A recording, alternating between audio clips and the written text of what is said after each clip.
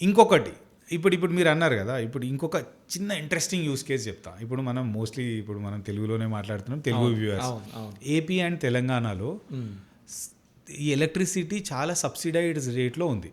ఓకేనా, 200 యూనిట్స్ దగ్గర మీకు సడన్గా ఒక 200 రూపీస్ ఎక్కువ అవుతుంది. అందరి కోసం చెప్తున్నాయి 200. గృహజ్యోతి వల్ల కాదు, గృహజ్యోతి నెక్స్ట్ చెప్తా.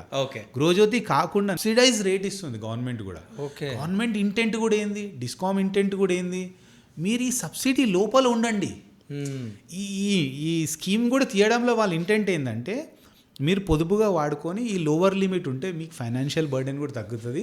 అండ్ మీరు అనవసరంగా ఒక సింపుల్ మిడిల్ క్లాస్ ఫ్యామిలీకి దానికంటే ఎక్కువ వాడాల్సిన అవసరం ఉండకపోవచ్చు, తగ్గించుకోగలిగితే. సో అట్లా తగ్గిస్తే మీకు బెనిఫిట్ కూడా ఉంటుంది. ఒకవేళ దాన్ని క్రాస్ అయినప్పుడు మీరు ఈ సబ్సిడీ నుంచి పారైపోయి ఎక్స్ట్రా కట్టాల్సి వస్తుంది అన్నట్టు. మీరు 200 దాటంగానే ఫస్ట్ యూనిట్ నుంచి మీకు ఎక్కువ రేట్ పడుతుంది.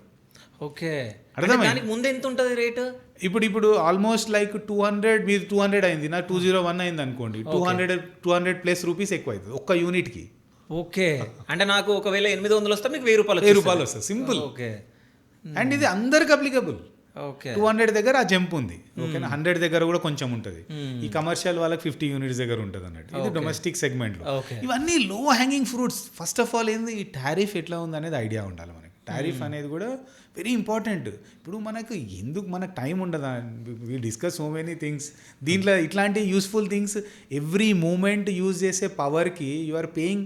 నాకు తెలిసి ఇది గృహజ్యోతి వాళ్ళకి కూడా బాగా ప్లస్. నెక్స్ట్ ఇంకా చాలా ప్లస్ అవుతుంది. ఇప్పుడు గృహజ్యోతి వాళ్ళకి ఏంది, 200 దాటింది అనుకోండి, వాళ్ళు 1000 రూపాయలు కట్టాలి. 200 లోపల ఉంటే 1000 రూపాయలు మాఫీ వాళ్ళకి.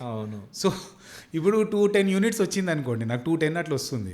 ఇట్లాంటిది ఒక డివైస్ తీసుకుంటే వాళ్ళకి నెల రోజుల్లో వాళ్ళ డబ్బులు వాళ్ళకి రిటర్న్ వచ్చేసినట్టే. నిజమే, అది మళ్ళీ మనం కట్టిన అవసరం లేదు కాబట్టి. 200 యూనిట్స్ లోపు ఉంటే మనం కట్టిన అవసరం లేదు. సో ఇప్పుడు గవర్నమెంట్ ఇంటెంట్ కూడా చూస్తే, అంటే ఇవన్నీ డైరెక్షన్స్ ఏంటంటే కన్జంప్షన్ని తగ్గించుకోవడం ఎట్లా, ఎక్కడెక్కడ వేస్టేజ్ ఉందో అది ఆప్టిమైజ్ చేస్తూ దాన్ని డైరెక్షన్